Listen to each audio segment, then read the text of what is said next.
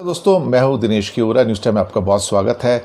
सरकार की जिद, भाजपा सरकार की जिद नीट और जेईई के एग्ज़ाम स्टार्ट करवा के मानी।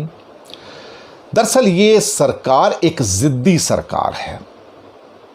इसने जो फैसला एक बार कर लिया, ये वहां से पीछे नहीं हटती है। चाहे करोड़ों इस टाइम जॉबलेस लोग हैं, उसमें ग्रेजुएट्स भी हैं, पोस्ट ग्रेजुएट्स भी हैं, पीएचडी भी हैं, कोई फिक्र नहीं, कोई चिंता नहीं।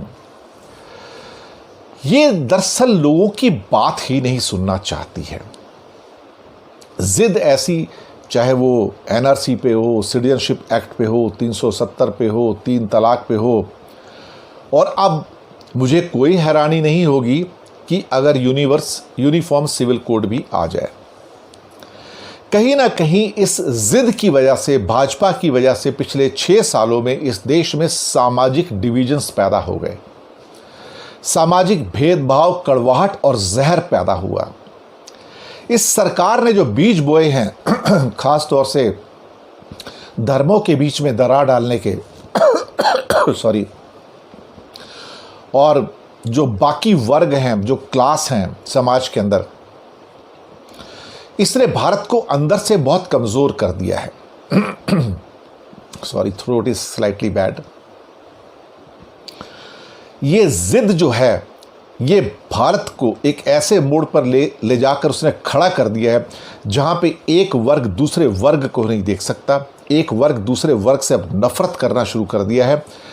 धर्म के खिलाफ धर्म, जाति के खिलाफ जाति को लड़वाने की जो राजनीति इस समय हो रही है भारत में, और 6 साल में जो नफरत के बीज बोए गए हैं, आज वो पेड़ बन गए हैं।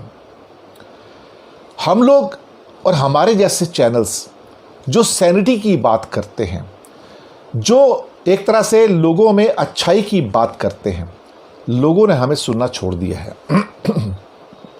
लोग हमें सुनना पसंद नहीं करते हैं क्योंकि हम अच्छी बात करते हैं, हम देश के हित की बात करते हैं। हम अंधभक्तों की तरह बात नहीं करते, हम अंधे होके आंखें बंद करके ठप्पा नहीं लगाते, किसी के पीछे नहीं चलते, क्योंकि अभी तक हमारी सोच बाकी है, हमारी एनालाइज करने की शक्ति बाकी है कि कौन देश का हितैषी है, कौन देश का भला कर रहा है और कौन बुरा कर रहा है। लेकिन एक वर्ग इस टाइम देश में, ये सच है, ऐसा पैदा हो गया है जो शायद ये समझता है कि वो अपनी अकड़ के द्वारा, अपनी डोमिनेंस के द्वारा, अपनी तानाशाही के द्वारा, अपनी डिक्टेटरशिप के द्वारा या अपनी दादागिरी के द्वारा देश के ऊपर बहुत लंबे समय तक राज कर सकता है। दरअसल ये जीत भाजपा की नहीं है, ये हार जनता की है। क्योंकि जनता जब सोचना ही बंद कर दे, समझना बंद कर दे, एनालाइज करना बंद कर दे, आंखें बंद कर ले, कान बंद कर ले और मुंह भी बंद कर ले, तो गांधी जी के 3 बंदर याद आते हैं, ना कुछ देखना, ना कुछ सुनना, ना कुछ बोलना। ये वो भक्तों की पैदाइश है। ये देश एक ऐसे मोड़ पे आ गया है जिसे हम कहते हैं संक्रमण काल, ट्रांजिशन पीरियड, जहां पे देर सवेर लोग ही अब इस बात का फैसला करेंगे कि इस देश को आगे कहां जाना है। अगर देश के लोग, अधिकतर लोग अब ये सोचना शुरू हो गए हैं कि ये देश उसी नीति पर चलेगा जिस नीति पर अब चल रहा है, तो फिर सरकारें कोई भी आए क्या फ़र्क पड़ता है, सरकारें कोई भी जाए क्या फ़र्क पड़ता है। जब लोग अपने लिए विनाश का रास्ता चुन लेते हैं तो समाज बिखर जाते हैं, देश बिखर जाते हैं।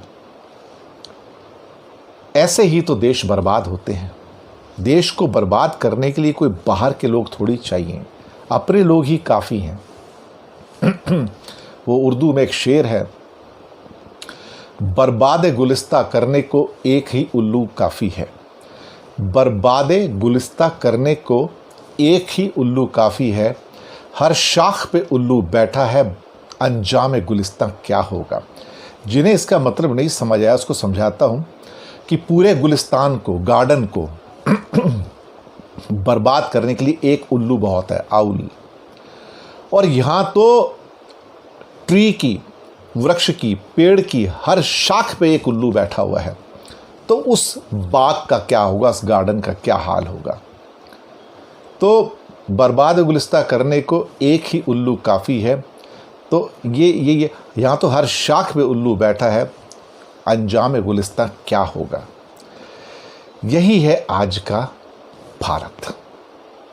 क्या कह सकते हैं, कुछ नहीं कह सकते। शुक्रिया आपका।